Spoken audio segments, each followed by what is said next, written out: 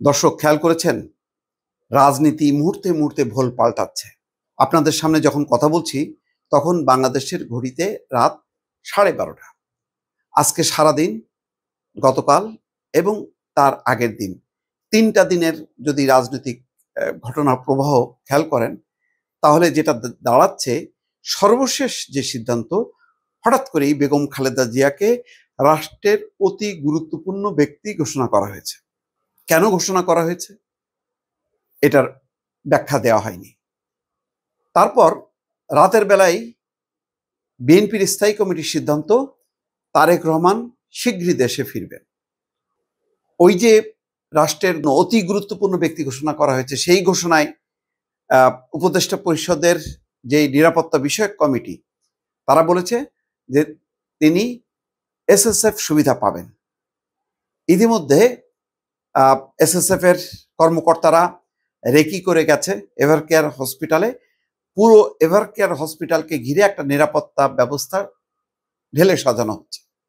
তারপর তারেক রহমানের ক্ষেত্রে রাতের বেলায় সিদ্ধান্ত হলো যে তিনি ফিরবেন, অথচ গতকাল পর্যন্ত একেবারেই অনিশ্চিত অবস্থা ছিল এবং তারেক রহমানের সারা জাগানো সেই স্ট্যাটাস যে বাংলাদেশে আসা তার জন্য অবারিত নয় এবং একক সিদ্ধান্তের নিয়ন্ত্রণাধীন নয়, এই কথা বলার সাথে সাথেই কিন্তু একটা বিস্ফোরণমুখ একটা পরিস্থিতি তৈরি হয়। সাথে সাথে সরকারের সমস্ত অর্গান নড়ে চড়ে বসে এবং তারা অ্যাসিওর করে যে তারেক রহমানের নিরাপত্তাও সর্বোচ্চভাবে নিশ্চিত করা হবে এবং দেশে আসার ক্ষেত্রে কোনো রকম বিধিনিষেধ নেই এবং অবারিত, এই কথাটা তারা জানান দিয়েছে।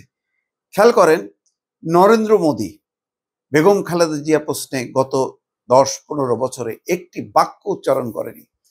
আজকে তিনিও কিন্তু বলছেন যে ভারত সব ধরনের সহায়তা দেবেন এবং তিনি উদ্বেগ উৎকণ্ঠা প্রকাশ করেছেন। তিনি দ্রুত সুস্থতা কামনা করেছেন। কল্পনা করতে পারেন যে ভারতের এই রেসপন্স, এগুলি কি এমনি এমনি? এর সাথে কি রাজনীতির যোগসূত্র নেই? যোগসূত্র আছে। পুরো রাজনৈতিক পরিস্থিতি, আঞ্চলিক পরিস্থিতি, দেশীয় রাজনীতির যে বিবর্তন, অনেক কিছু কিন্তু ঘটে গেছে।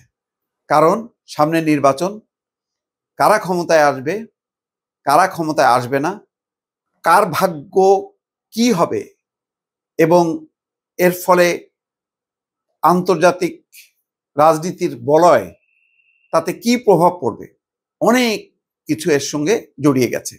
এক বেগম খালেদা জিয়ার অসুস্থতাকে কেন্দ্র করে দেশে বিদেশে নানা রকম রাজনীতি চলছে, নানা রকম সমীকরণ চলছে। তার মধ্য দিয়ে দেখা যাচ্ছে যে ভারত, আমেরিকা মোটামুটি তারা একমত যে এখানে অন্য কোনো শক্তির কোনো অংশগ্রহণ তারা সহ্য করবে না এবং সেই প্রেক্ষাপটে হঠাৎ করেই ডক্টর মোহাম্মদ ইউনূস এবং বিএনপি সহ প্রধান প্রধান রাজনৈতিক দলগুলোর প্রতি ভারত এবং যুক্তরাষ্ট্রের দৃষ্টিভঙ্গি পাল্টে গেছে। আজকে শফিকুর রহমান একটি কথা বলেছেন যে ক্ষমতায় আসার আগেই অনেকে ক্ষমতা দেখাতে শুরু করেছে। এটিও কিন্তু খুব ইঙ্গিতপূর্ণ বক্তব্য। এর বিস্তারিত ব্যাখ্যা না করলেও বোঝা যাচ্ছে যে ভোটের আগেই ক্ষমতার নানা রকম পালাবদল কিন্তু শুরু হয়েছে। কে কেন্দ্রে থাকবে, কে কেন্দ্র থেকে ছিটকে যাবে বলা খুবই মুশকিল। নির্বাচন অবশ্যই হবে, আবার নির্বাচন পিছিয়েও যেতে পারে, এমন একটা পরিস্থিতি কিন্তু তৈরি হয়েছে। বাংলাদেশের রাজনীতিতে দীর্ঘদিন ধরে একটি আধিপত্য ছিল শেখ হাসিনা এবং খালেদা জিয়ার। শেখ হাসিনার তার ফ্যাসিবাদী শাসনের কারণে যেভাবে পতন ঘটেছে, সেখানে রাজনৈতিক দৃশ্যপট থেকে আওয়ামী লীগ বিদায় নিয়েছে, শেখ হাসিনা বিদায় নিয়েছে, কিন্তু আওয়ামী লীগের রাজনীতি রয়ে গেছে। সেই রাজনীতি কি অপ্রাসঙ্গিক? না দর্শক, অপ্রাসঙ্গিক না। আওয়ামী লীগ ভিন্ন রূপে ভিন্নভাবে হয়তো আবির্ভূত হবে দর্শক। আবার বাংলাদেশের এই মুহূর্তের প্রধান নেত্রী বেগম খালেদা জিয়া, তার যে শারীরিক অবস্থা, তাতে চিকিৎসকরা জোর দিয়ে বলতে পারছেন না যে তিনি আবার আগের অবস্থায় ফিরে আসবেন।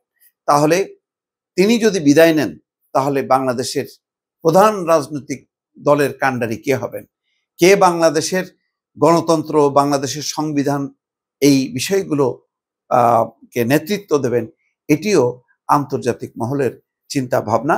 কারণ আন্তর্জাতিক অঙ্গন কোনোভাবেই চায় না যে বাংলাদেশে উগ্রপন্থার উদ্ভব ঘটুক। ইতিমধ্যে যে ঘটনা ঘটেছে তাতে কিন্তু আন্তর্জাতিক মহল যথেষ্ট পরিমাণ উদ্বেগ, উৎকণ্ঠার মধ্যে পড়েছে এবং তারা মনে করে যদি এইভাবে চলতে থাকে তাহলে বাংলাদেশে গণতান্ত্রিক শক্তি পিছিয়ে যাবে, গণতান্ত্রিক শক্তি ধ্বংস হবে এবং উগ্রপন্থা সামনে চলে আসবে।